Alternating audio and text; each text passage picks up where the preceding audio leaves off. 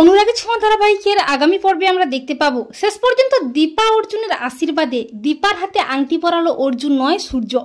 হ্যাঁ বন্ধুরা, আমরা এমনটাই দেখতে পাবো অনুরাগী ছোঁয়া ধারাবাহিকের আগামী পর্বগুলোতে। দীপা অর্জুনের আশীর্বাদের জন্য সেনগুপ্ত বাড়িতে লাবণ্য অনেক বড় করে আয়োজন করে।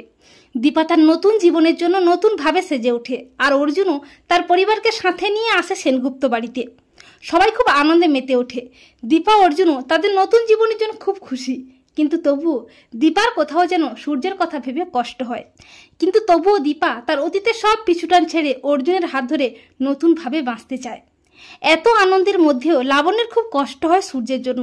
লাবণ্যের মনে হয় আবারও যদি সূর্য দীপা একসাথে হতো কত না ভালো হতো।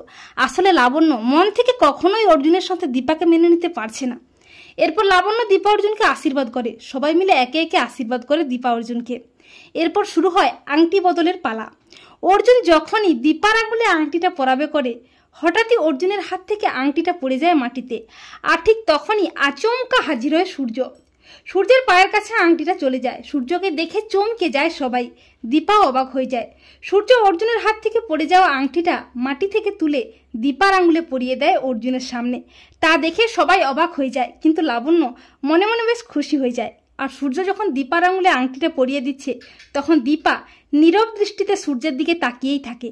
তো বন্ধুরা, তোমরা এটাই চাও তো যে শেষ পর্যন্ত দীপার সাথে যেন অর্জুনের নয় সূর্যের আংটি বদল হয়, আর শেষ পর্যন্ত দীপার সাথে যেন সূর্যেরই বিয়ে হয়, অর্জুনের নয়? কমেন্ট করে জানিয়ে দাও তোমাদের মতামতটি।